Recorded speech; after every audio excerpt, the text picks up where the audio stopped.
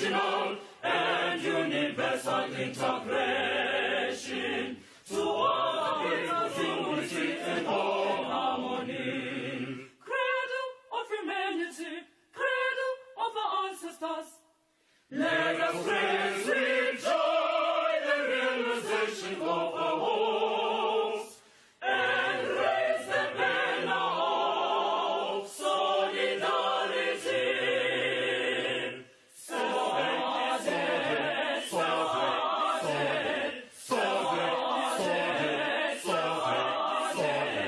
Dawn of the certainty.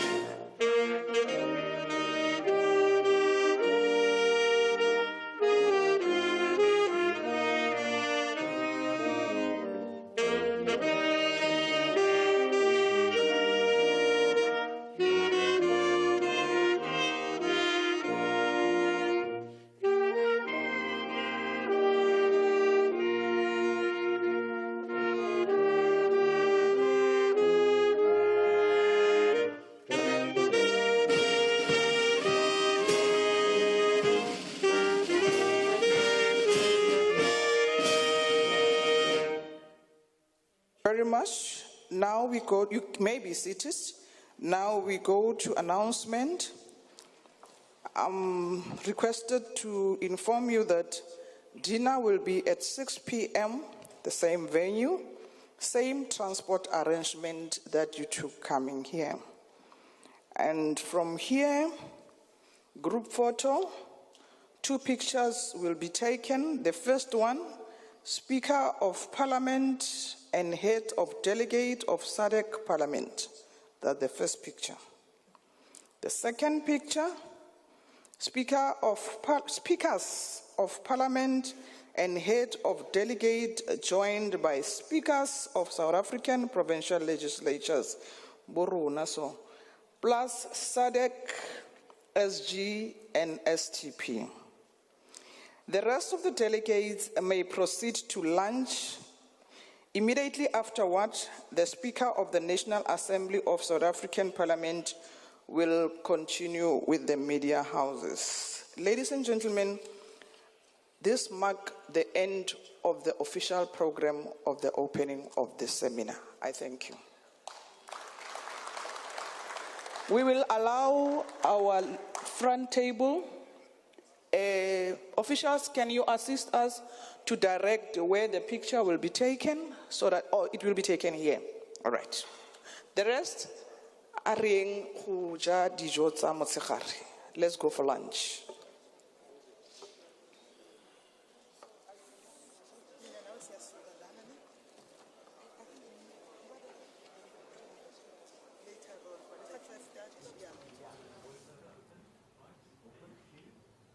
Welcome back. You're still watching the live broadcast of the 58th Plenary Assembly of the SADC Parliamentary Forum. We're coming to you live from Durban International Convention Center.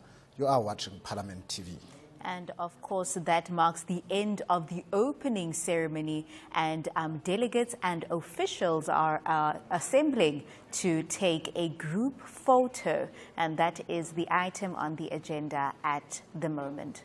As you can see there in your screen, everyone are getting ready. It is of course, the end of day one, which was marked as an official opening ceremony, wherein we got to hear a number of speakers, starting from some of our women and youth speakers. We had a representative from the Southern Africa Youth Parliament, Ms. Princess Mujapelo, also addressing the House. We also had like a women representative from the Parliamentary Caucus.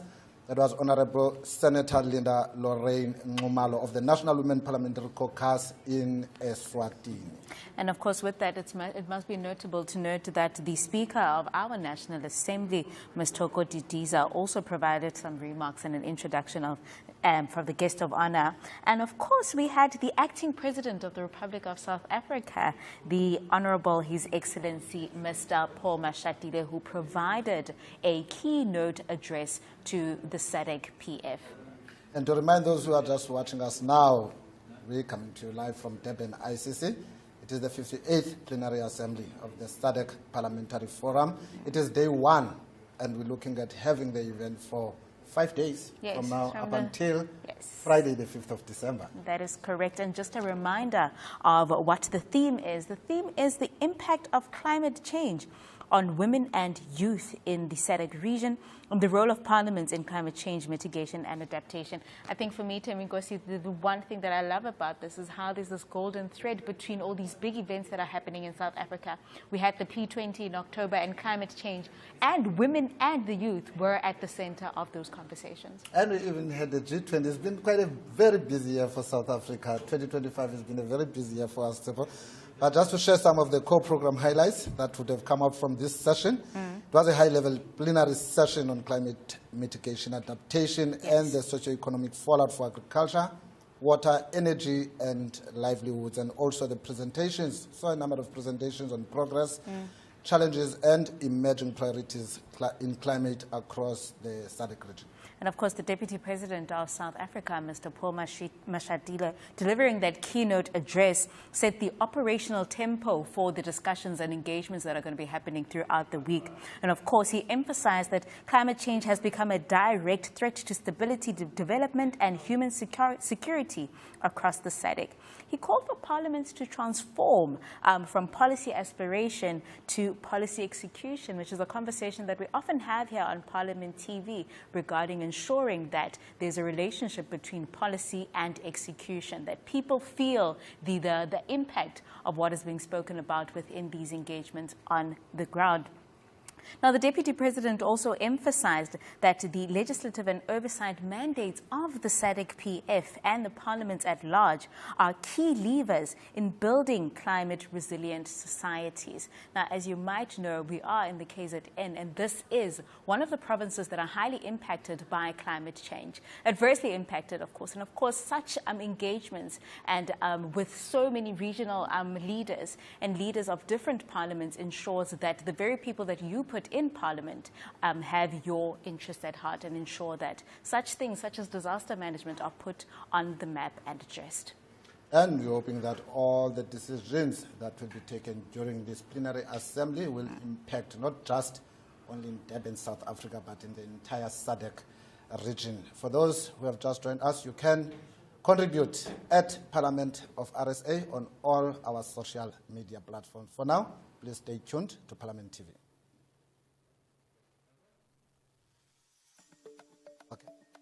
From 13 November to 5 December 2025, Parliament of South Africa will host the 58th Plenary Assembly of the SADC Parliamentary Forum under the theme, The Impact of Climate Change on Women and Youth in the SADC Region and the Role of Parliaments in Climate Change Mitigation and Adaptation.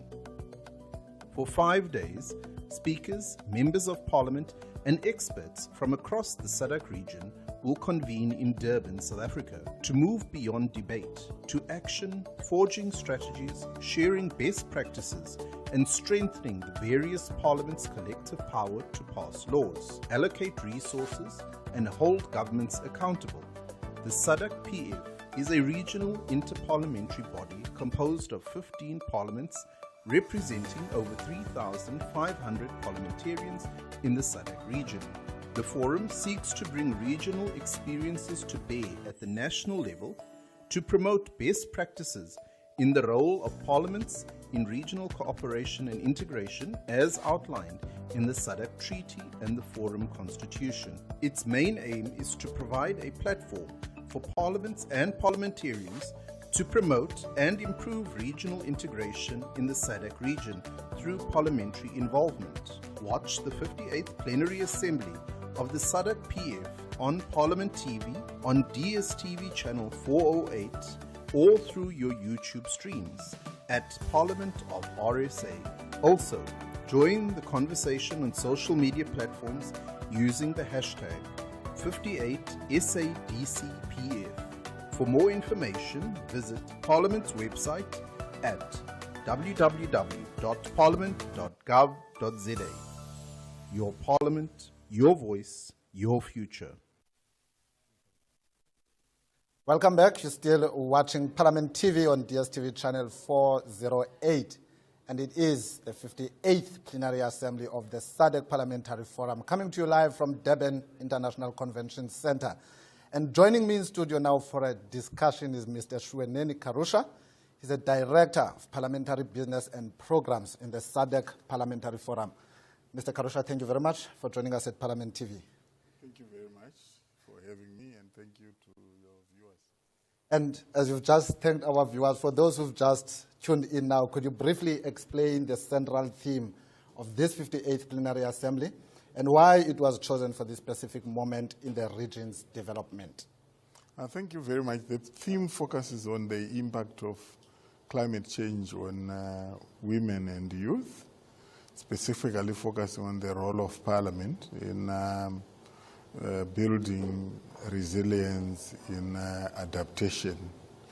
The theme acknowledges that the SADC region is enduring or has had to endure on an ongoing basis the impact of climate change, whether you're looking at droughts, perpetual floods, cyclones, and these have a disproportionate impact on vulnerable populations or in our demographics, specifically women and youth, by virtue of existing structural challenges that are already affecting these populations. And there is recognition that parliaments, in their collective mandate, in terms of legislation, in terms of oversight, in terms of appropriation of resources, can and must take action to assist our member states to be able to respond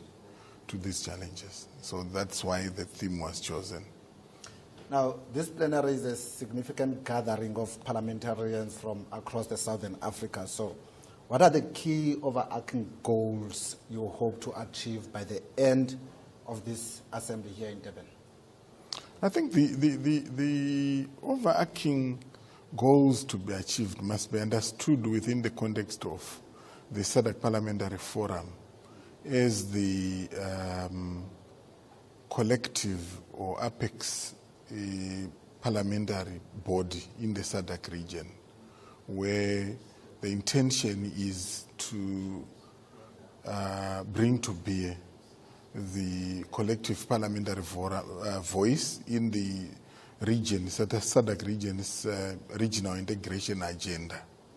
What you must recall is that when you look at the SADC region, the integration model did not always start with parliamentarians. The parliamentarians were brought on board later, but it's because of the realization that they are the representatives of the people. And if regional integration must have practical dimensions to citizens of the region, the representatives of the people who are the parliamentarians ought to be on board. One of the main responsibilities thrust upon the SADC Parliamentary Forum is to strengthen the implementation capacity of SADC by bringing parliamentarians on board. When you look at the way the region operates as a collective, they do this primarily through protocols that are adopted at regional level, but that must be implemented at national level. And the implementation framework, though varied in terms of the legal systems of our member states and member parliaments, whether dualist or monist, they inevitably or invariably require parliaments to play a role in facilitating the ratification and domestication. And therefore, this plenary assembly focuses primarily on accelerating the role of Parliament in domestication of SADC protocols. So what happens is that in terms of the SADC parliamentary processes, a plenary assembly starts with the convening of standing committees. These are thematic committees that focus on the various areas of regional integration of SADC.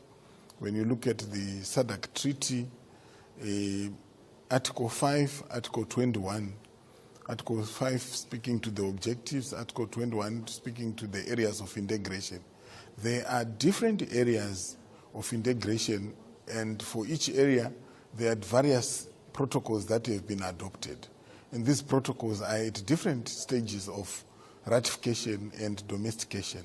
And one of the things that you will see through standing committee reports, and these standing committees are actually aligned to the SADC sectors. And each one of them has a mandate that speaks to that. And they are going to be reflecting on the different protocols that have been signed by SADC and where they are in terms of ratification, where they are in terms of domestication. So at the end of the day, when we conclude the sitting of the plenary assembly, we would have looked at where we are across the different thematic areas in terms of the progress on the domestication of the SADC protocols. So one of the areas to look out for is the standing committee reports that are focusing on these various protocols, that SADC protocols that need to be implemented if they must be realized at national level.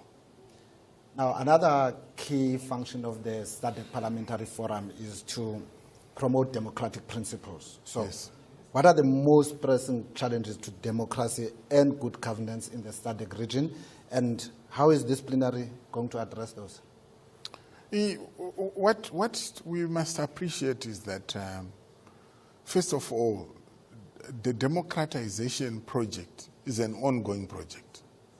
By comparison, if you look at the SADC region, it is a young region where countries are still evolving and they have to tackle these challenges that relate to the democratization project. Sometimes there is debate around whether we are in democratic consolidation stage or we are in the infancy, the early years, where we are also grappling with some of the challenges that relate to democracy. And while that is happening, there are also emerging issues that have further complicated the challenges that the region must confront to be able to democratize and respond to the challenges that are there. If you were listening during the official opening, one of the illuminating voices that spoke was the young person who were projecting or painting a picture of some of the challenges that young people are facing in the SADC region. Socioeconomic development issues of under and unemployment amongst the youth. So you have a very young population. SADC region, like the rest of the continent, have young people who constitute the majority. And they have expectations. The democratic dividends, where economic benefits must accrue to these young people. And the state of the economies, given the historical challenges that are there, including post-COVID recovery, we've just been talking about the issue of the impact of climate change. All that puts economic pressure on the economies of the countries. And coupled with that, there is expectation on citizens to deliver. Democracy means nothing to an ordinary citizen if that does not translate to practical economic benefits or transformation of their material conditions. And that's part of what the SADC region is grappling with right now. If you look at the situation in the region, and I think it was illuminated through the speeches where they talked about the challenges from northern Mozambique, in Cabo Delgado, to eastern DRC, to the demonstrations that have happened in Tanzania, in Madagascar. They speak to the core of some of those challenges. Issues of gender equality, the chairperson of the Regional Women's Parliamentary Caucus spoke about the unfulfilled promise of parity, where SADC is committed through the SADC Protocol on Gender and Development to promote gender parity, but that remains yet an ongoing challenge. Thank you, Mr. Karusha. Unfortunately, I have to stop this interview here, but we have 5 days together, so we will have another opportunity to engage again, but we just have to quickly go to the media briefing of the Speaker of the National Assembly. Thank you very much. It was a pleasure to have you.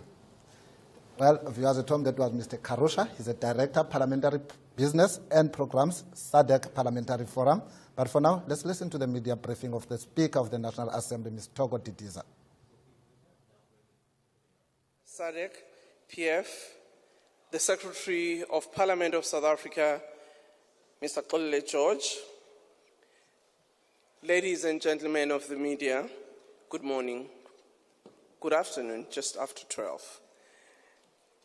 Indeed, we thank you for having come for this media briefing, but also to the opening program of the 58th Plenary Assembly of the SADC Parliamentary Forum.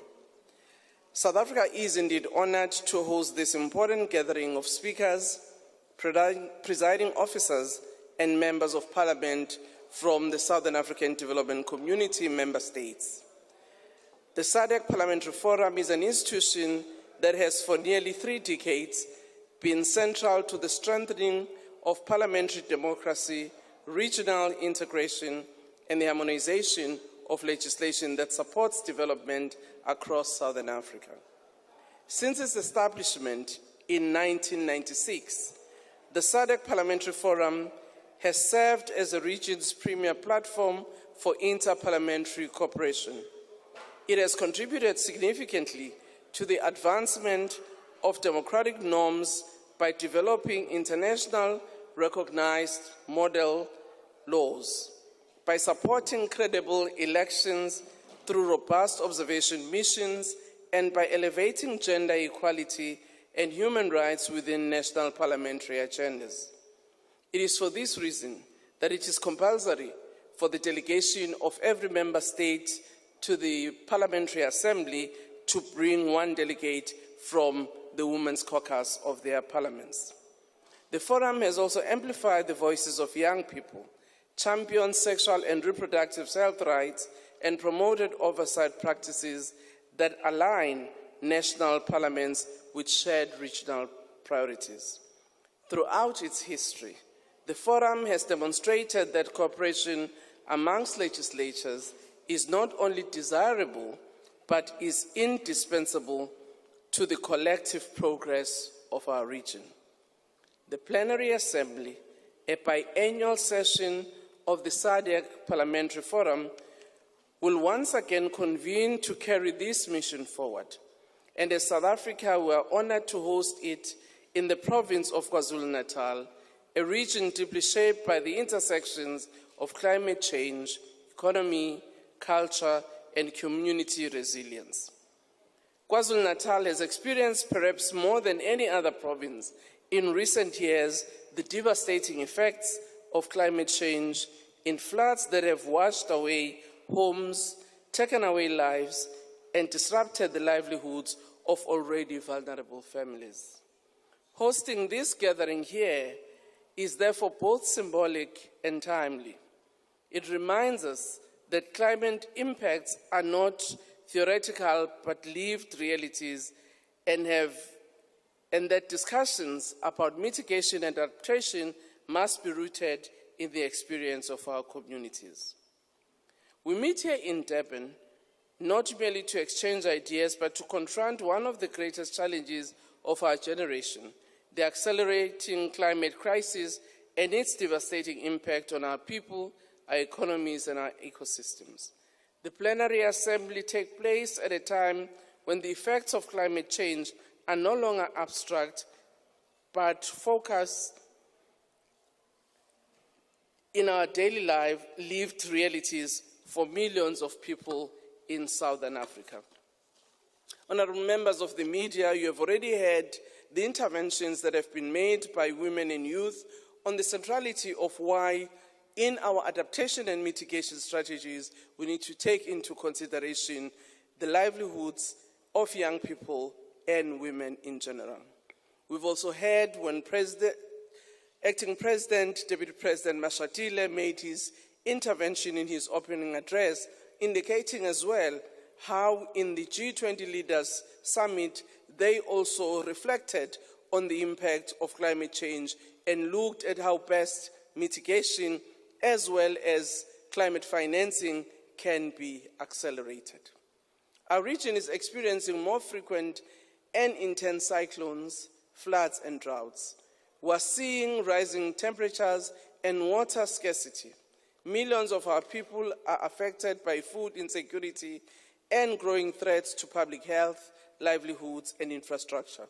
So in dealing with this issue, we have decided as the SADC Parliamentary Forum, hosted here in South Africa, that tomorrow, in the beginning of the Assembly, we will start with a symposium where we bring in the municipality of eThekwini in particular, because of how they had to respond to some of the climate change disasters, to learn from them how they managed, but also where they think there are failures and where they would need to improve. We have also brought in national government who would also share their experiences of how they have actually worked on mitigation strategies and how they have, in their planning, ensured that early warning system become part and parcel of dealing with issues of adaptation and mitigation. We have also brought in academia and other experts on climate change who would also share with us what their thoughts are and what they think could be done in dealing with these climate shocks that our region is experiencing. Member parliaments will also make their interventions, sharing their experiences of how, as different countries in the region, they've actually dealt with climate shocks that we've seen in a number of our countries in the region. This will then enable us that when we sit from Tuesday to Thursday as the Assembly in a form of a parliament, we will then reflect on the outcomes of the symposium and be able to take a resolution on what we need to do as the different parliaments in the region, both in terms of legal frameworks, where there may be none, on areas of oversight, and how we can continuously monitor. And lastly, ensure that we increase public awareness and give necessary information to communities on how they can actually deal with the shocks of climate change as they impact each and every community.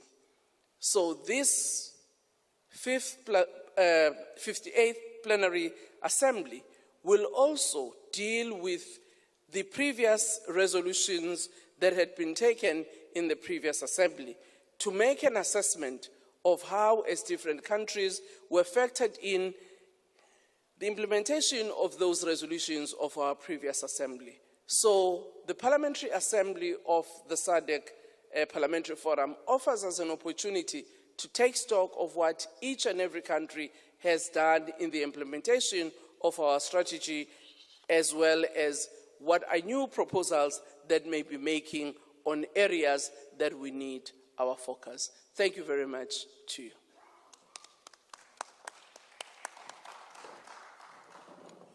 Thank you very much, Honorable Speaker, the host speaker of the SADC Summit, for those opening remarks. Can we now have the hands from the floor, from members of the media, if there's any questions of clarification. Yes, you can. I think there's a roving mic there behind you. Just mention your name and your media house. Okay, thanks very much. My name is Kalesa Kempenza from SAPC. And speakers also mentioned that climate change have a negative impact, especially on women and youth. My question is, taking into consideration the fact that African countries, especially, don't have financial muscles. So,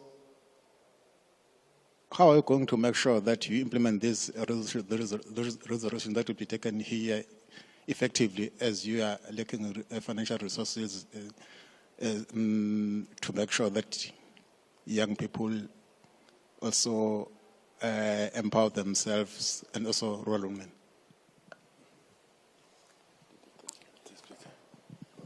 Okay.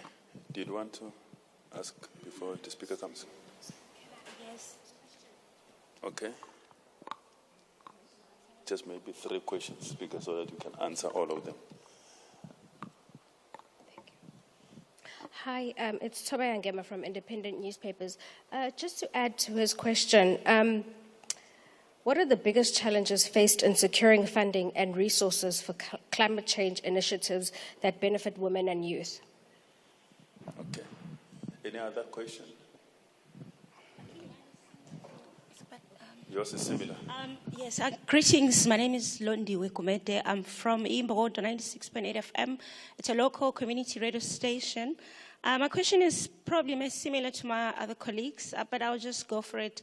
It says, what specific mechanism are parliaments using to ensure that national budgets include sufficient transparent funding? Transparent funding for gender-responsive and focused climate adaptation and mitigation programs. Thank you. I think somebody saw you on TV and then wanted to make sure that it is you speaking. They called you immediately.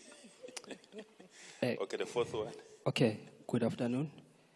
My name is Archie from Umlazi FM, Ifigilinas. I'm more concerned about the youth, and my question is, how can SADC parliaments ensure that the voice of young people are represented in climate change discussions? Yeah. Hello, my name is Nomhle Ngubane from the SABC. How does there are countries who are in denial that climate change exists. How does that impact the organization from organizing the rest of the countries to rally behind the idea that climate change does actually exist when there's a superpower that denies that it does exist at all? Okay. That was the 5th hand. Okay. I think most of them, they have to do with the financing. Thank you very much. Let me start by saying, at least in the region, there is no denial about the reality of climate change and its impact.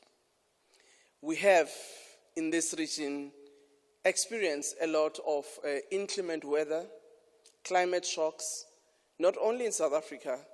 You've been seeing some of the flooding in Mozambique, the heat wave and droughts in South Africa and in other countries in the region, which are extremely more than what we might have been used to. But also we've seen how the normal climate as we used to know about the weather patterns are changing. You cannot say with certainty anymore that in the Highveld you would have summer rains. You can experience rains in the Highvelds now even in winter, which was commonly known in South Africa as more prevalent in the Western Cape. So none of us in the Southern African region doubt the reality of climate change. Hence, we have actually been part of the conversations about how we mitigate, how we enable our communities to adapt, how we create policies as governments that are going to deal with issues of early warning systems, how we are going to be able to look at the adaptation, but also across your planning framework. How do we help our communities not to build in wetlands and in areas that are prone to actually flooding?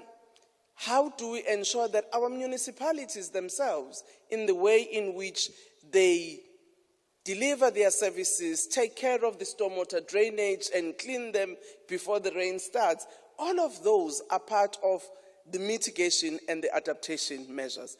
And I will say in this region, we have been doing that maybe at varying levels. And I would want to remind us as South Africans, one of the things now that has become common, that when the weather services gives information on what are the expected forecasts of the weather patterns, immediately your MECs of local government have actually given indications that society must take notice that there will be heavy rains or there will be heat, so heat stroke, what you need to do. And this is part of adaptation measures. It does not need necessarily financial resources, all of them, but that information dissemination is critical in saving lives.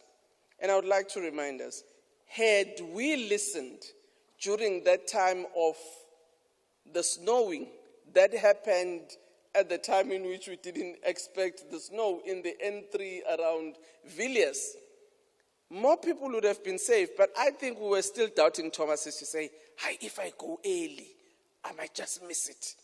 When there was no time frame given, but there was a warning given that citizens must be aware that there will be excessive snow. So in the N3, take note that there are possible challenges that might arise.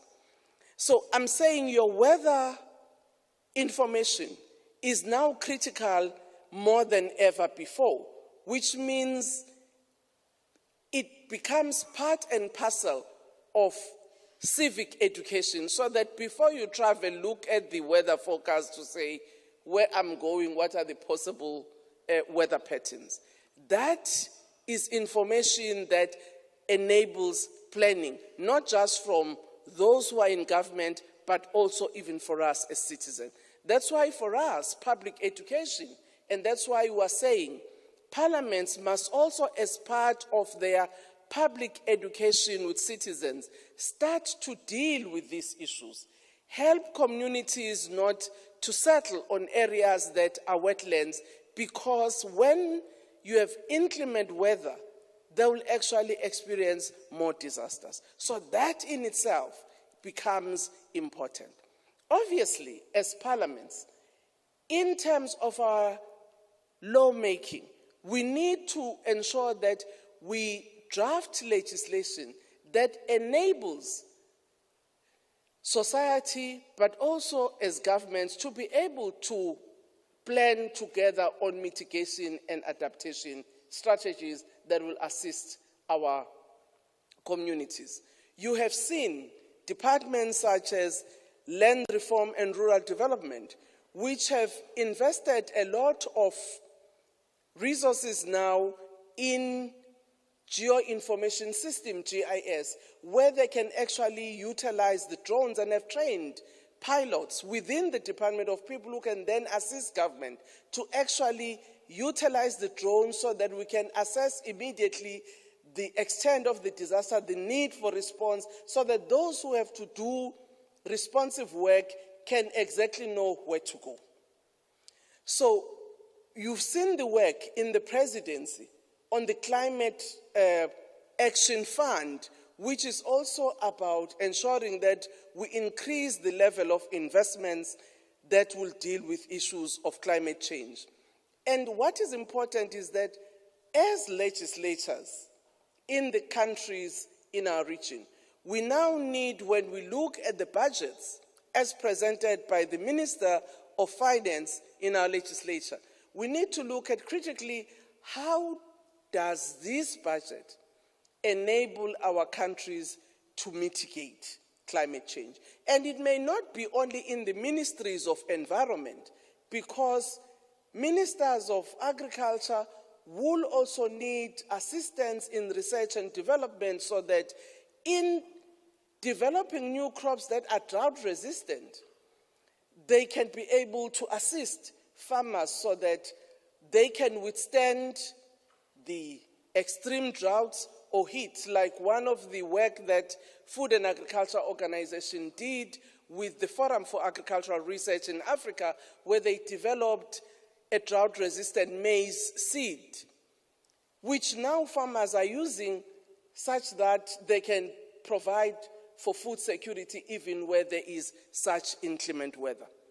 But also, you would require a department like housing to get assistance so that in their planning, the kind of infrastructure that is now required to be resilient to climate change becomes the norm, not as an excuse. So I think when we look at climate financing, it's not just about moving from fossil fuel to alternative energy.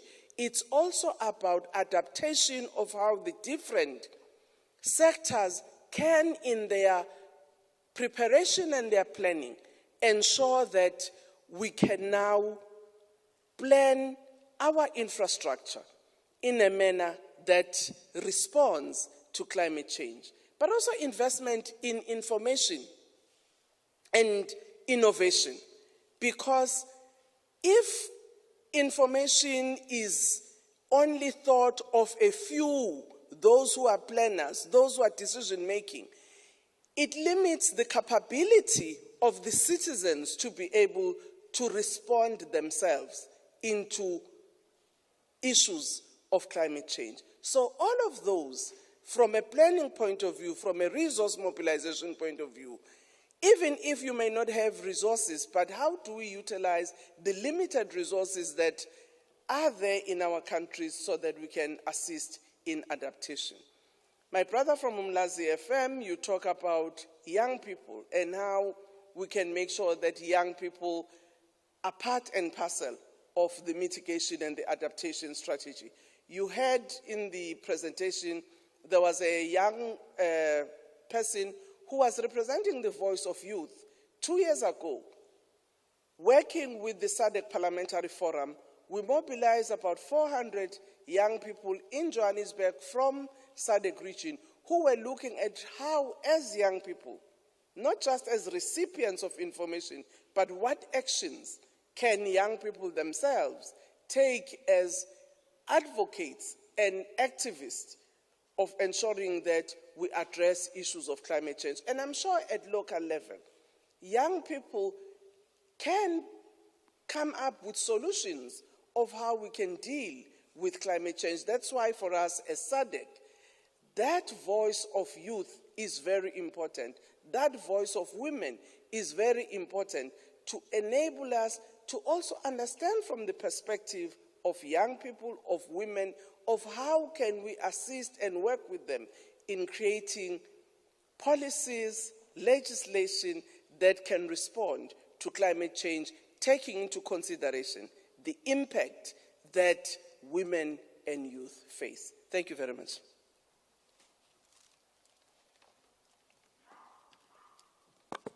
Thank you very much, Speaker. Are there any other questions? I think. Okay. Sorry? Can you get the mic there? Yo, siphinde sibonge ithuba bengithi ngisana umbuzo bengicela ukubuza ukuthi ngabe kuvumelekile ukuthi ngibuze ngesizulu. Yes. Yes, welcome. Yebo, umbuzo enginawo ile ukuthi endaweni zasemakhaya njengomuntu osebenzele endaweni zasemakhaya uyayithola ukuthi uma ngabe kuzoba nezikhukhula okanye uma ngabe sekwenzekile zaba khona izikhukhula sedlulile kuba nzima ekakhulukazi kubantu abalimayo kubalimi kuba nzima ukubuyela emuva okanye ukubuyela esimweni sokuthi baphinde futhi bakwazi ukuthi baqhubeke nokulima intshalo yabo kanye imfuyo isidamejekile. Ngabe likhona yini uhlelo okanye inhlelo iParliament okanye iSADC nje enayo iPF ukuthi ena ibasize ngoba kuba nzima ukuthi bathole nokusizakala okusheshayo. Ngiyabonga. Okay. That was the first question, and I'm sure ufuna ukuthi speaker aphendule ngesizulu, ne? Okay. My question is for the Secretary General. How can SADC member states collaborate more effectively to tackle the regional challenges posed by climate change, especially for women and youth? Okay. Okay. I'm Kalukhis Milane from my World Global. I have a question regarding for those who reside or build their houses on the riverbanks. Some people, they say they build houses from the riverbanks because they have no land to build their houses. So the land that is available for them is along the river. So I want to know regarding that issue, how we're going to work around it. Thank you. Okay. Any other hand? I think we need to take all the hands because this will be the last round. Yes. Okay. So there's no further hand. Okay. Thank you very much. The speaker, I think let me start with the SG, and then the speaker will come and close with the responses. Thank you. No, thank you very much. Good afternoon. Thank you very much for these questions that hinge around climate. I think it takes us further to the objective that has been set by this plenary assembly, to really look at the practicalities around policy positions in country, resources that are there. And when we talk about financing or resources, we are not just looking at resources that one country can come up with. We're looking at policy positions that have been taken at the regional level around the World Bank's contribution and many other development partners, including looking at your own systems insofar as ministries are responding. If, for instance, there's a bridge that has been swept off, I think we need to start mapping and saying, was that fixed? And how much was the cost for that? If there's a response around safety nets, or where you are asking if SADC can assist where damages have been done or what the country does, already each government has strategies where they respond, be it to ensuring that there's food, ensuring that a school has a ceiling the next day, and many others. And at the center of all this, that which parliaments are focused on is to ensure that there's policy and therefore resources that go along with that responsiveness, just to put it simply. At the SADC Parliamentary Forum level, we have set ourselves the green objective, basically of ensuring that organizations look at environmentally friendly options, even at the architectural level. Nowadays, when we start building, we're supposed to take into account the green policy. So we have parliaments coming together through a project which is funded by Sweden, implemented by the parliaments, including South Africa, where they've set a minimum carbon footprint, which aims to bring the contribution of the planet to ensuring that parliamentary initiatives are all geared towards progressively implementing. You've heard about the Paris Agreement of 2015, the climate change and improving nationally determined contributions. And this is where you're sitting at right now. But we are deliberate further, ensuring that we focus on women and girls of the vulnerable groups. So under the sexual reproductive health and rights programs, the forum is already convinced that without the contribution of parliaments to ensure that the rights of individuals impacted by climate are responded to adequately, we find that would not be going any far to ameliorate the impact of climate. And therefore, we have parliaments coming up with policy positions. Recently, Zimbabwe, Lesotho put on the floor of parliaments bills related to climate action, ensuring that this interface and the practical realities of the people in those countries is actually set in place. And you find that we have offshoots around clean energy, we have offshoots around infrastructure, we have offshoots around financing, we have offshoots around ensuring that there's research that can inform countries insofar as what it is that they are doing to influence the appropriation bill on when they pass budgets. So when parliaments come together, and this is a project they all have agreed to, the report in progress in that area. We are moving forward to track now the responsiveness, because often a policy position is so broad and you cannot find the texture of the intervention by parliament. For instance, if you are told that South Africa spent $20 billion on mitigation for climate, you need to look further and say, what did parliamentarians do to ensure that we arrive at that level of contribution? And that those are the governance indicators that the SADC-PF is implementing with parliaments, and this is the response that I would like to give to yourselves. We aggregate data, young people, old people, gender. We go further, LGBTQI communities, children on the streets, among others. And ultimately, I think when the survey is ready to absorb some of the data, we'll be able to say this is how far parliaments influenced and articulated the policy position for action and implementation by ministries. I hope this answers your question. Thank you very much.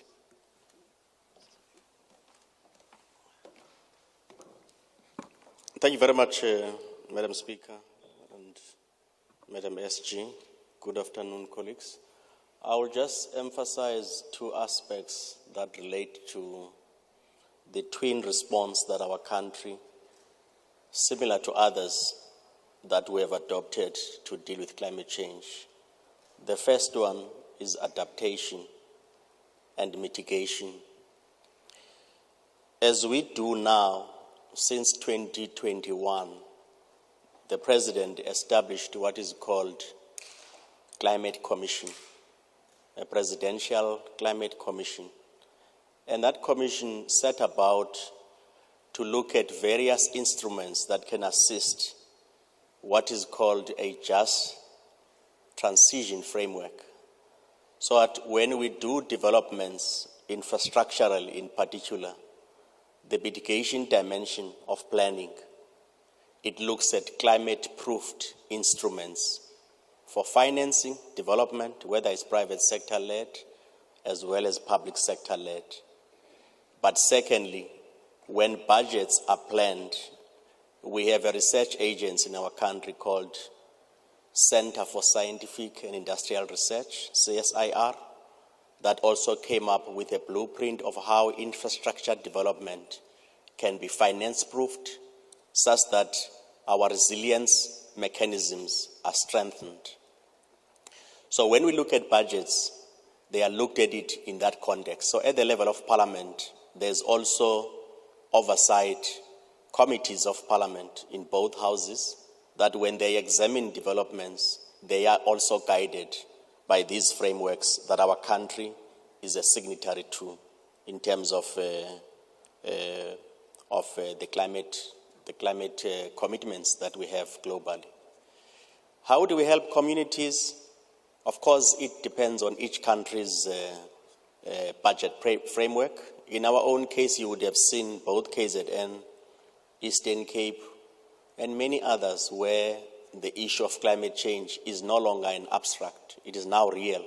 So people build along the banks of rivers. We have seen in KZN what happened. And as we do in many other instances, there will be mitigation measures, but also rebuild the infrastructure. So part of the tour tomorrow, after the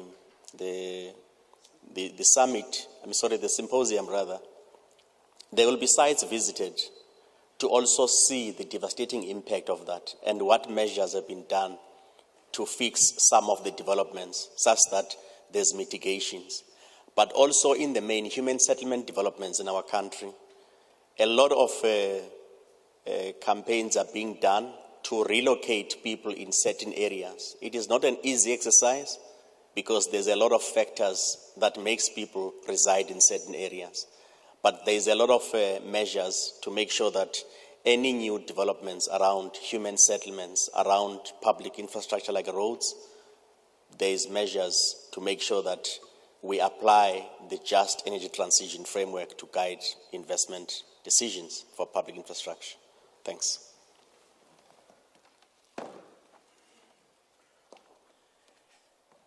Ngibonge ke ngizophendula nombuzo nje wokugcina mhlambe nalo nomunye obuzwe umfowethu ngesilungu mayelana nabantu abahlala eduze kwemfula. Singasho nje ukuthi ikakhulukazi njoba sihlangene namhlanje sikhuluma ngokubaleka kokuthi amalungu eParliament izindlu zeshamthetho mazisebenzisane nemiphakathi ukukhuluma ngokubonisana ukuthi senze njani ukubhekana nokuguquguquka kwesimo sezulu. Ikakhulukazi njoba sesibonile ukuthi manje sekuba khona imvula esezithi uma zina zenze umonakalo njengezikhukhula. Uthole futhi ukuthi kwesinye isikhathi sekuba nezomiso ezingajwayelekile. Ngisho ukuthini uma ngisho njalo? Uzothola ukuthi kwesinye isikhathi isomiso endaweni engacishe ngiyibeke njengaleli holo nje ukuthi uzothola ukuthi la sihleli khona estage line kakhulu kuthi la nihleli khona livele lingani nje insimi eyodwa leyo yomlimi esekwenza ukuthi umsebenzi wokulima manje ube likhuni kubalimi. Yingakho onjingalwazi nabachwepheshe nalabo abasiza abalimisi ukuthi sisize manje imiphakathi ukuthi uma ngabe njengoba sesiphila esimeni sezulu esinje senze njani ke manje ukuthi sibhekane lesimo ukuze siqhubeke sibe nokudla. Uhulumeni ke ubambisana kanjani nemiphakathi kulezo zimo ezinjalo? Ngibalile ke ukuthi ezinye zezinto kuzofanele manje ukuthi abalimi bethu basebenzisane kakhulu nabalimisi nangokubheka ukuthi eindaweni abakuzo ngabe yiziphi ezinyo zezitshalo asebengazitshala manje. Ngingabiyela nje emuva ekutheni uma sibheka kudala abantu abalimi bakudala bebazi ukuthi yiziphi izimo ongazitshala ezimisene nezulu, yiphi imfuyo ongayifuya engakwazi ukumelana nezimo ezithize. Uma sibheka nje ikakhulukazi inkomo eyandile la engabadini yase Southern Africa, inguni. Inguni, one of its properties ukuthi iyakwazi ukumelana nesimo sezulu ikakhulukazi when there are droughts. It can survive better than other breeds njengo Bonsmara nezinye njalo njalo ngoba yona isimo sayo siyamelana nalezi simo zezulu. Uyabona le inkukhu zasemakhaya eseyibizwa o-hardboard no-leqwayo no-runaway. Ezinye zezinkukhu lezo ezingafani nolamthuthu ezingadinge gesi ukukhuliswa ezikwaziyo ukuthi zimelane nezimo zezulu ngokushintshashintsha. Lezo ke ezinye zezinto ekufanele sizibheke nezinye izitshalo esazisitshala kuqala njengamadumbe nobhatata ezenza ukuthi sibheke manje ekutheni sizibuyisela kanjani kuyi-diet yesimo sanamhlanje. Abaningi abantu sebeyawadla manje amadumbe. Ngiyazi ke bawadla ngoba mhlambe ababafundisa ngezempilo dietitian bathi anomsoco ongakanani njalo njalo. Kodwa abantu basemakhaya babewadla vele amadumbe ngoba kwakuyizitshalo ezazikwazi ukumila eindaweni abakhe kuzo. Okusho ukuthi ke kulezi izingxoxo esibuyela kuzo manje ukubhekisana ukuthi impilo yethu njengamanje siyimisa kanjani? Uhulumende nawo ungenelela kanjani ekusebenziseni namakhosi nabantu abahlala eindaweni zasemakhaya? Kodwa mangisho bakwethu, balekile ukuthi nathi nje siyimphakathi singafuni ukwenza izinto ngodli ijazi lephoyisa. Uyabona nje uma sesikhuluma iqiniso, abaningi abantu ngisho sebenikwa indawo engconywana engekho eduze kwemfula, engekho eduze kwemsele, bayale bathi hayi bona bafuna ukwakha eduze komfula ngoba bazokwazi ukulima kahle. Bakhohlwa ukuthi mzukwane ikhukhula seyifika, aziyumuka kuphela namasimi abo, ziyomuka nanesindlu zabo uqobo. Ezinye zezinto lezo kufuneka esikhulumisane ngazo ukuthi isimo manje sijikile. Mhlawumbe ngalesa sikhathi kwakulula ukwakha eduze komfula, kodwa esimeni sezulu lanamhlanje sekufanele siphinde siqalaze sibheke ngelinyiso ukuthi ukuze sivikele imindeni yiziphi indawo ekumele sihlale kuzo. Namakhosi ethu kufuneka sikhulumisane nawo. Yingakho uhulumeni waseNingizimu Afrika waqala lo mthetho esiubiza njenge-Spatial Land Use Management, ispluma, ngoba lokho bekusho kahle ukuthi siwuhulumeni ngokwezigaba ezihlukene kuhlangana namakhosi. Asithi uma sihleli indawo sibe nokuhleleleka okuzobheka izimo ezifana nalezi esikhuluma ngazo zokuguquguquka kwesimo sezulu, ukuthi abantu sibahlela kanjani, abantu senze njani ukuthi sibahlele noma sibabeke eindaweni zethu zasemakhaya, bangabikho eindaweni ezisesimeni la uzothola khona ukuthi kune soil erosion, umhlaba vele uyaguguleka, baseduze kwemifula, bakuma wetlands. Leyo nto yokuthi sibe ne-land use management iyasiza ekutheni kube ezinye zezindlela esizobhekana ngayo nalesimo sokuguquguquka kwezulu. Okubaleke kakhulu ukuthi uhulumeni neParliament ngeke likwenze lokho lungasebenzisani nabahlali nezinhlangano zabahlali, ukuze ukuthi le ngxoxo kungabi ingxoxo nje ekhulunywa lephezulu, kube ingxoxo nemiphakathi aqala manje ukuthi ayixoxe ukuthi ukushintsha kwesimo sezulu kusho ukuthi masenzeni thina njengabahlali ekuhlaleni. Ngiyabonga.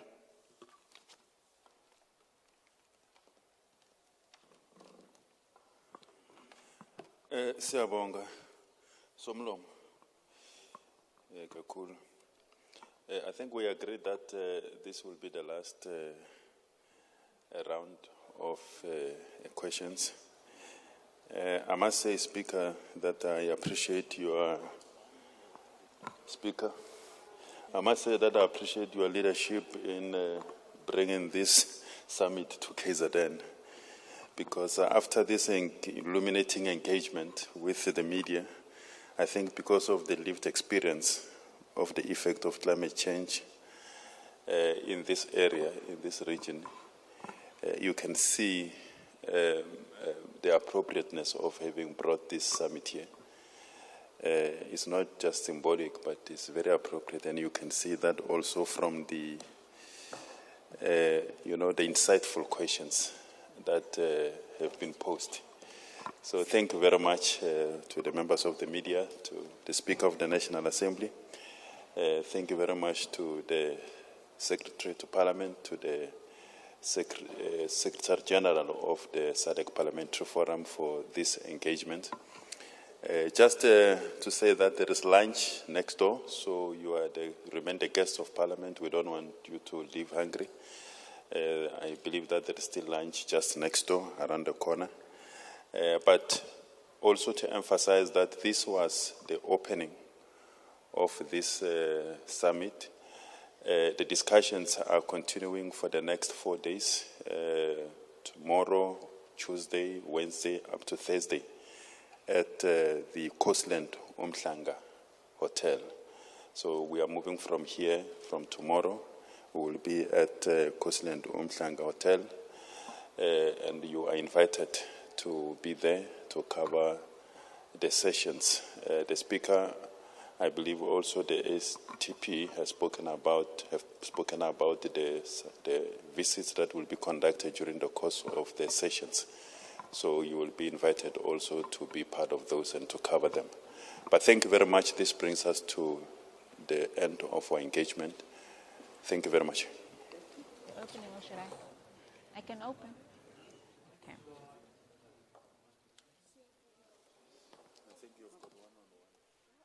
And of course, that brings us to the end of the opening ceremony of the 58th plenary session of the Southern African Development Community Plenary Parliament Forum, which is being held in KZN, Durban, South Africa, from the 30th of November to the 5th of December. And those are some of the delegates just providing us with a brief summary of what is it that we can expect for the next week. And indeed, that was a media briefing by the Speaker of the National Assembly, Ms. Thoko Didiza, highlighting three objectives. The first one was to confirm the state of preparedness of the Parliament of the Republic of South Africa to host the 58th Plenary Assembly. You would have seen day one of those proceedings, and also to outline the key focus areas and expected outcomes of the Assembly. And the third one, to highlight the importance of this year's theme for the region, and which is the impact of climate change on women and youth, and the role of Parliament in the SADC region in mitigating and adaptation. And of course, as delegates exit the briefing, it is important to note that, of course, the stage has been set. And of course, the 58th SADC Parliamentary Forum Plenary has set the stage for robust debate and engagement on issues affecting climate change and the impact thereof on women and youth, as per the theme of this year.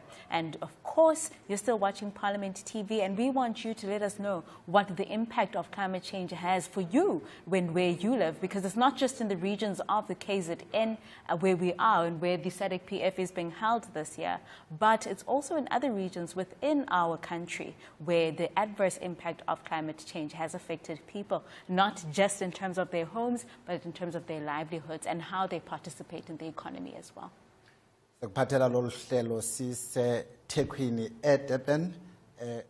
Durban International Convention Center. Kulapho ke kuhlangene khona amalunga eParliament eziphuma kweregion ye-SADC, lapho bazoqulunqa imiba esondelelene ne-climate change. Simzwile ke uSpeaker we-National Assembly khuluma khona lapha yawo esoleka ukuthi kungani ukuthi kube sila, kwaye yini esilethe la, sizokwenzani sila, kwaye yini esibhekene nako ukuze sibelane sibhekene nokuthi sikuthole uma sesiceda lolu hlelo ngolwesihlanu. She told also the gathering journalists that South Africa is proud, of course, should be proud to host this biannual event. We know that the first one was hosted in June in Zimbabwe with a particular focus on artificial intelligence.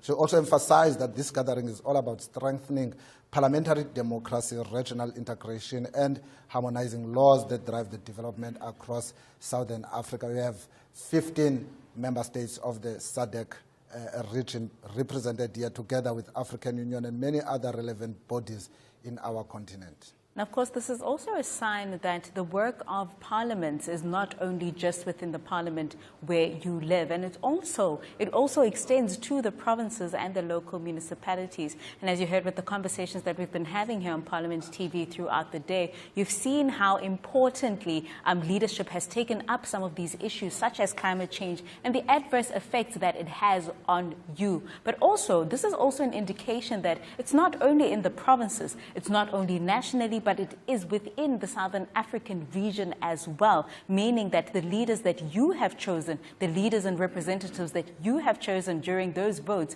are making sure that your needs are tended to. Indeed, and viewers, you would have seen that the effects of climate change are visible. You would have seen in our rivers, our farms, our communities, and painfully in the lives that have been lost. We saw what happened most recently in Amtata, and even here in the province of KwaZulu-Natal, and I'm almost certain, that there are still people that are housed in some community halls here as a result of the floods that took place some time ago here. in the province of KwaZulu-Natal. And it doesn't just end here as well. We've seen in some parts of Mozambique and Tanzania where the droughts that the region has experienced in Zimbabwe, Zambia, Botswana, and Namibia, and also witnessed some cyclones. There was a cyclone like Idai and Freddy and others that have torn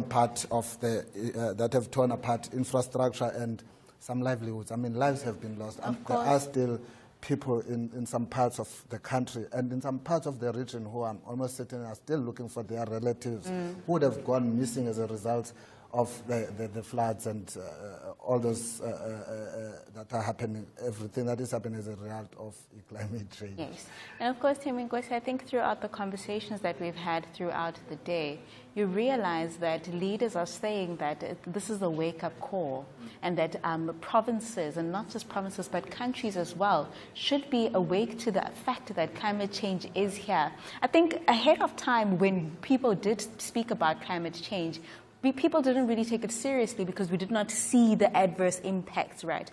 And what's happening now is that we are feeling the immediate impact. We're seeing the immediate situation and how it is affecting people's livelihoods. It's affecting people's jobs. And of course, we've said earlier that people have died because of these devastating floods and these natural disasters, right?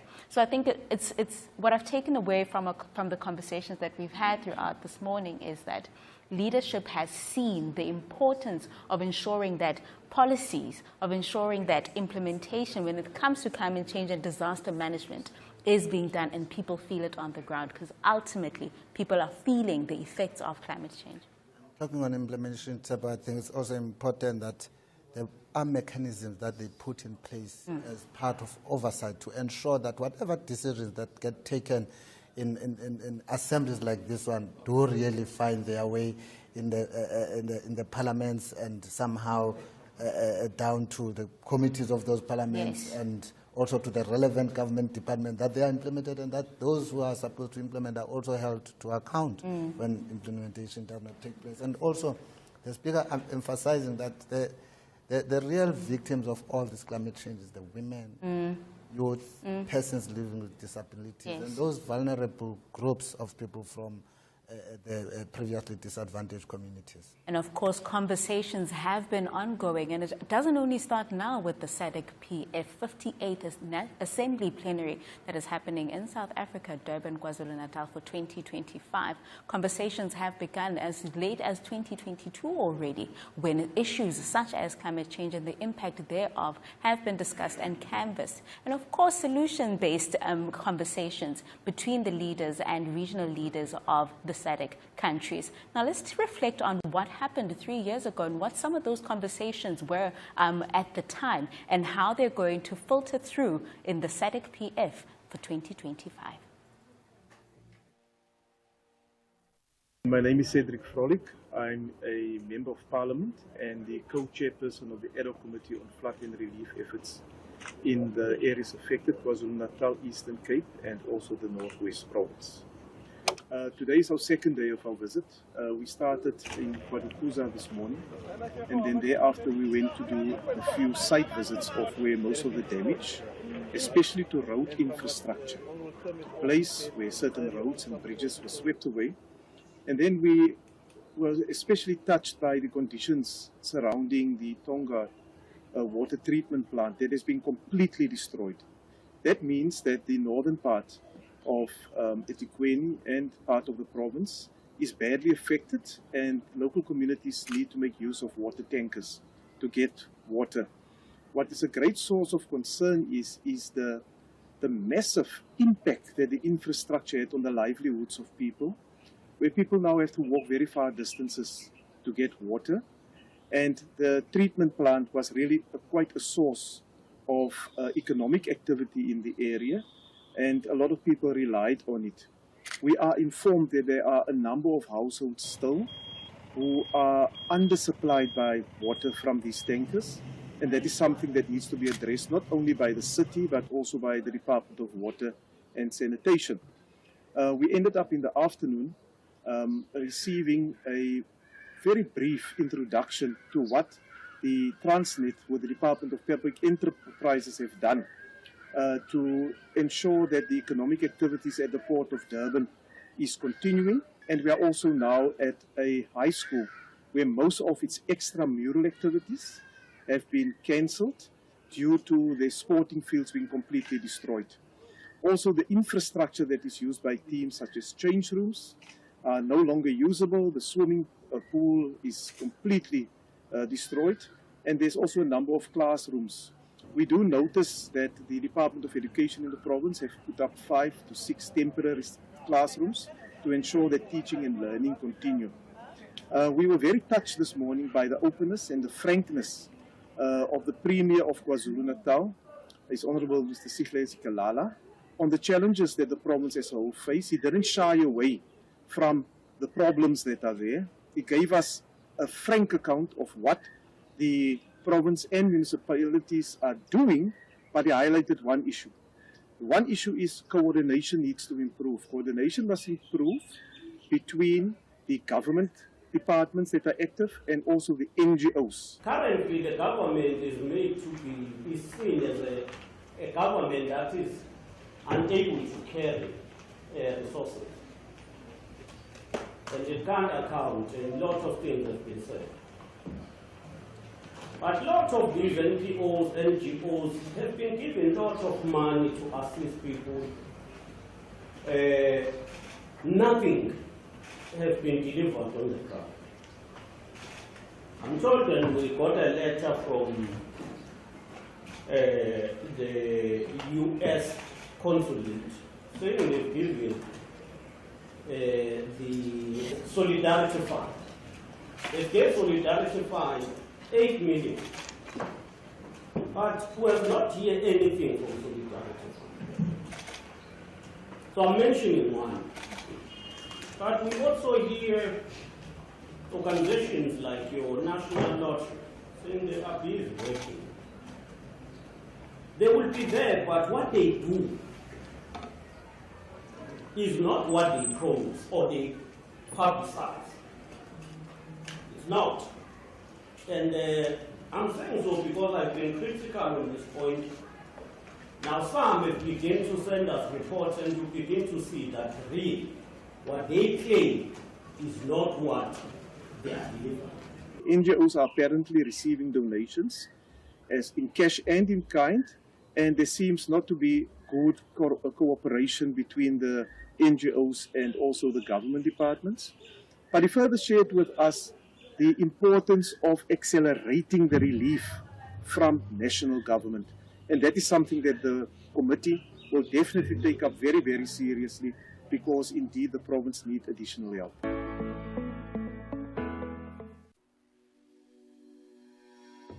My name is Jomo Nyambi, co-chair of the ad hoc committee dealing with the flood relief and recovery with my colleague, Honourable Frolic.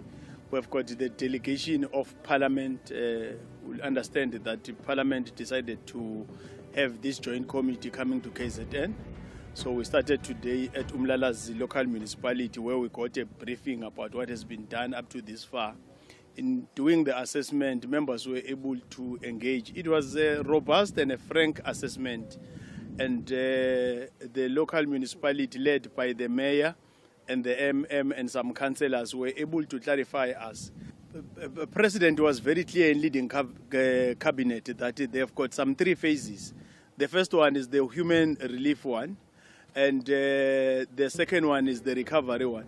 Then the third one, the phase, it's the reconstruction one. So in coming here, want to see what has been promised and made as presentation. But because our plan of leaving Parliament to come here was to go to the ground so that we have a better sense of the situation. So now we're here to check the programs of the temporary structures that they are building for our people.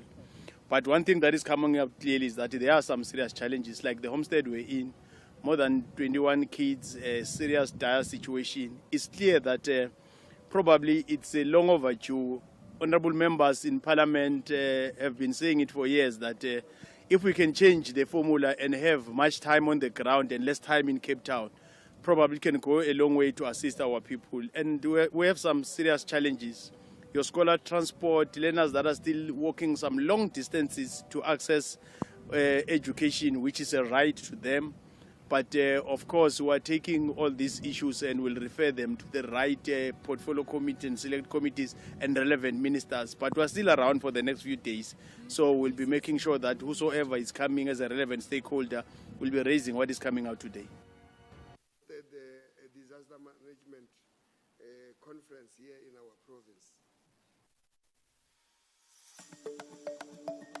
From 13 November to 5 December 2025, Parliament of South Africa will host the 58th Plenary Assembly of the SADC Parliamentary Forum under the theme, The Impact of Climate Change on Women and Youth in the SADC region and the Role of Parliaments in Climate Change Mitigation and Adaptation. For 5 days, speakers, members of Parliament, and experts from across the SADC region will convene in Durban, South Africa, to move beyond debate to action, forging strategies, sharing best practices, and strengthening the various parliaments' collective power to pass laws, allocate resources, and hold governments accountable. The SADC-PF is a regional interparliamentary body composed of 15 parliaments representing over 3,500 parliamentarians in the SADC region. The forum seeks to bring regional experiences to bear at the national level to promote best practices in the role of parliaments in regional cooperation and integration as outlined in the SADC Treaty and the Forum Constitution. Its main aim is to provide a platform for parliaments and parliamentarians to promote and improve regional integration in the SADC region through parliamentary involvement. Watch the 58th Plenary Assembly of the SADC-PF on Parliament TV, on DSTV channel 408, or through your YouTube streams at Parliament RSA.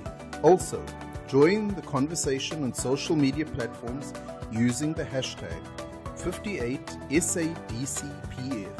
For more information, visit Parliament's website at www.parliament.gov.za. Your Parliament, your voice, your future.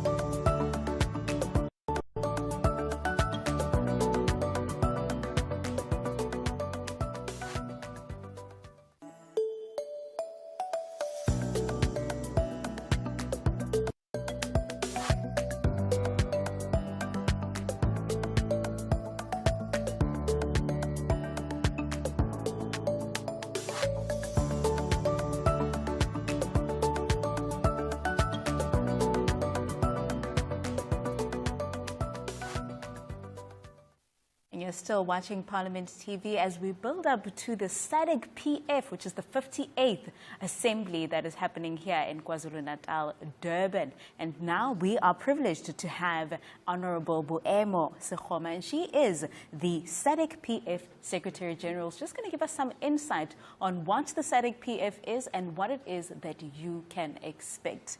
Boemo, thank you so much for making the time.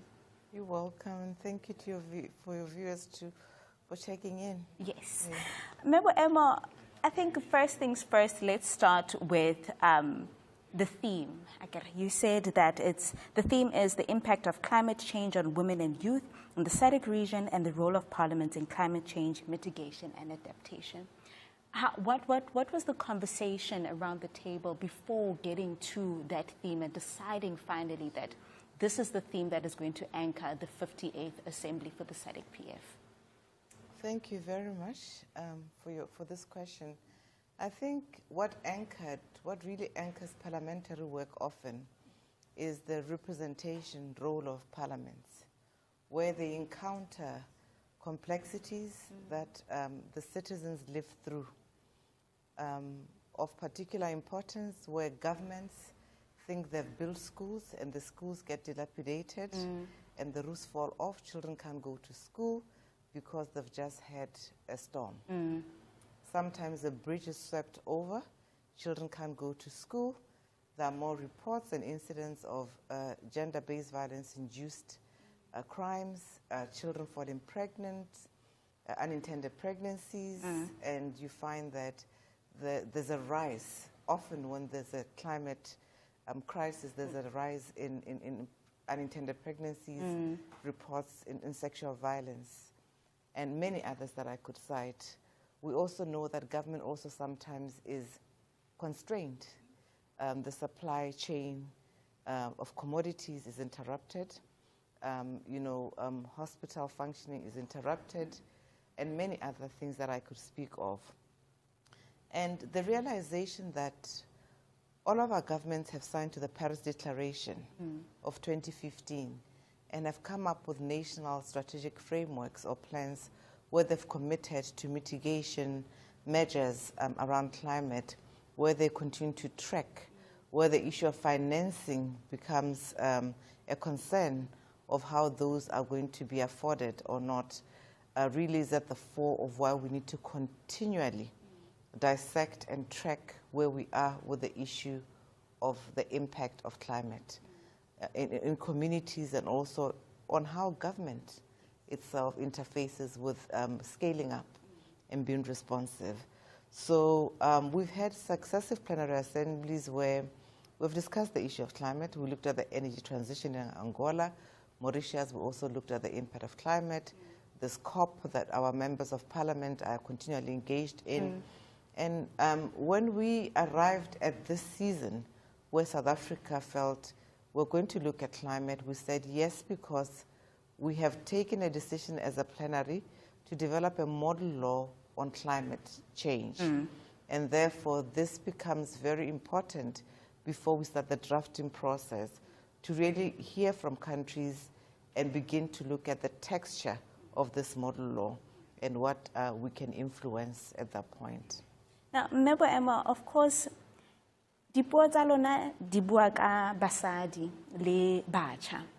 Hobaneng le bua ka basadi le batjha, especially ha le bua ka climate change? I'll get a very basic issue. When the temperature rises, you find that in any given period where there can be this is when this happened, you find a lot of miscarriages among women. And this is something that remains undocumented. You find that in a given, if you look at climate and reproductive health in any country, there's a strong correlation around that. And that's just the basic issue of, we love life as Africans. And therefore, if life is interrupted, I think for us it's a big issue. Secondly, you find that women lose income in such seasons. And you find that they become crippled in being producers and drivers of the economy in most of our communities.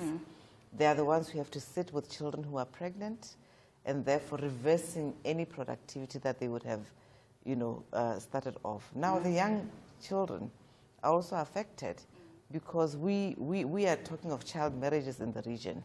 In some of our countries like Madagascar, where it's at over 40%, we find that when there's a strong linkage between climate and the rise in child marriages. So it means that children don't go to school, they're married off because of the loss of income, poverty then sets in, and all these issues. So we are looking at a region that says children must be nurtured because they are the future of tomorrow.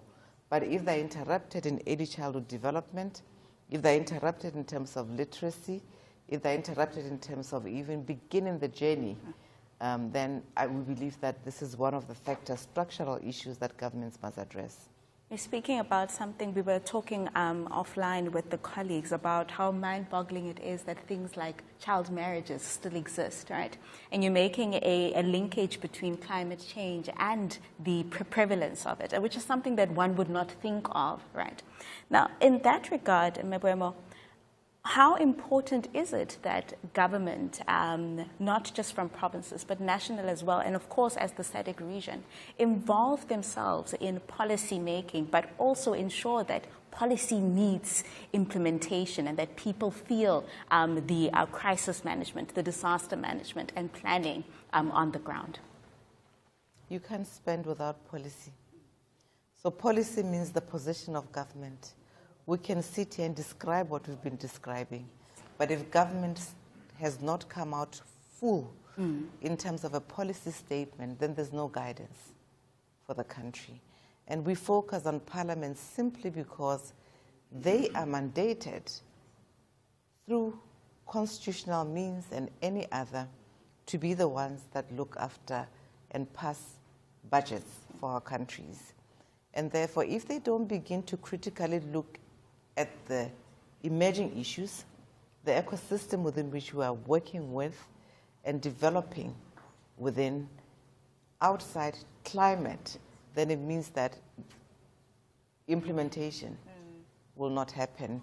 It becomes rhetoric at the end of the day. So we believe that it is very important for parliaments to really take advantage of their mandated roles, both at the level of policy, both at the level of domestication. It doesn't help to have a Paris Declaration or have any other declaration or protocol or treaty if there's no intention to domesticate that into national law.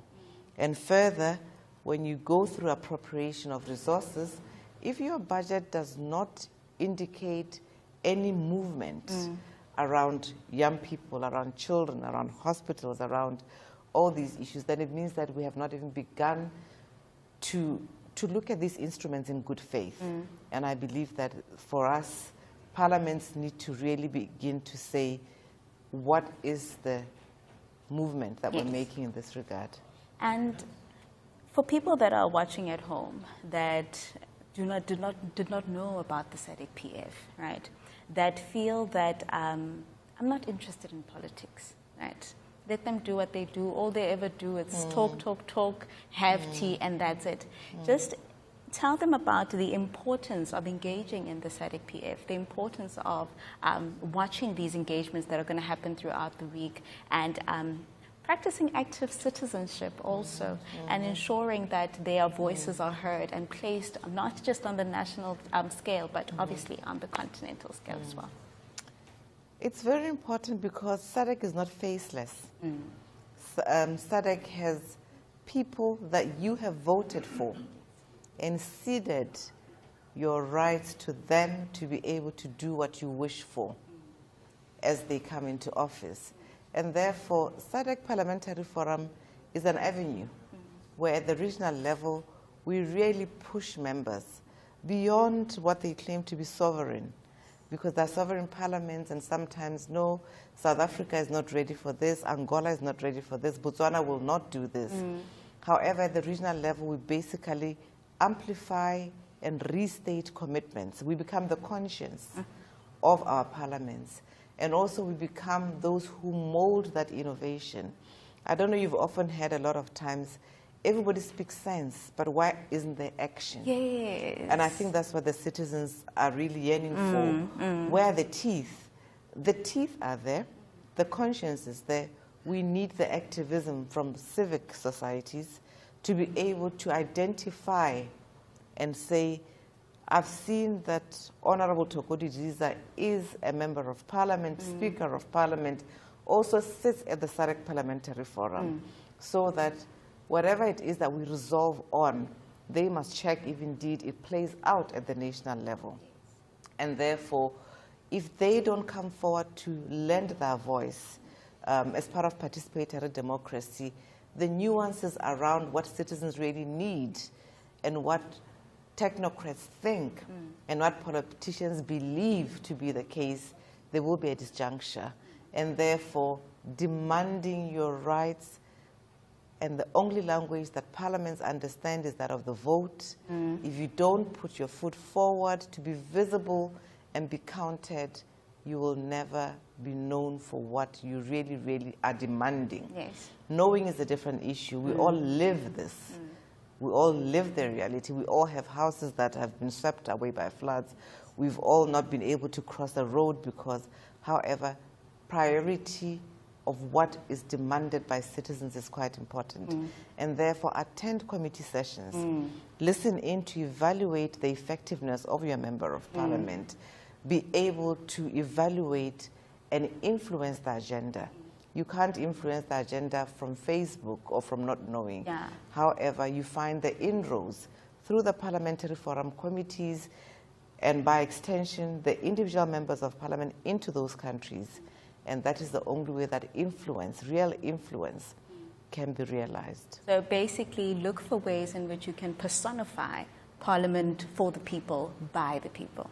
Exactly. Thank you so much for your time. You're welcome, and thank you very much.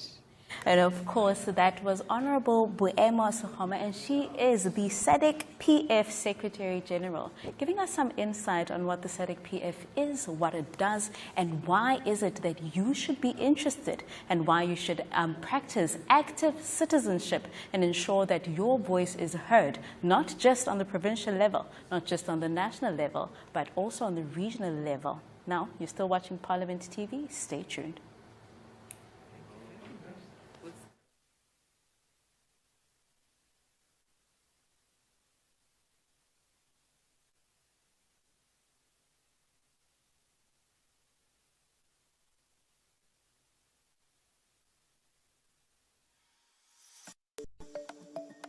From 13 November to 5 December 2025, Parliament of South Africa will host the 58th Plenary Assembly of the SADC Parliamentary Forum under the theme, The Impact of Climate Change on Women and Youth in the SADC region and the Role of Parliaments in Climate Change Mitigation and Adaptation. For 5 days, speakers, members of Parliament, and experts from across the SADC region will convene in Durban, South Africa, to move beyond debate to action, forging strategies, sharing best practices, and strengthening the various parliaments' collective power to pass laws, allocate resources, and hold governments accountable. The SADC-PF is a regional interparliamentary body composed of 15 parliaments representing over 3,500 parliamentarians in the SADC region. The forum seeks to bring regional experiences to bear at the national level to promote best practices in the role of parliaments in regional cooperation and integration as outlined in the SADC Treaty and the Forum Constitution. Its main aim is to provide a platform for parliaments and parliamentarians to promote and improve regional integration in the SADC region through parliamentary involvement. Watch the 58th Plenary Assembly of the SADC-PF on Parliament TV, on DSTV channel 408, or through YouTube stream at Parliament of RSA. Also, join the conversation on social media platforms using hashtag 58SADC-PF. For more information, visit Parliament's website at www.parliament.gov.za. Your Parliament, your voice, your future.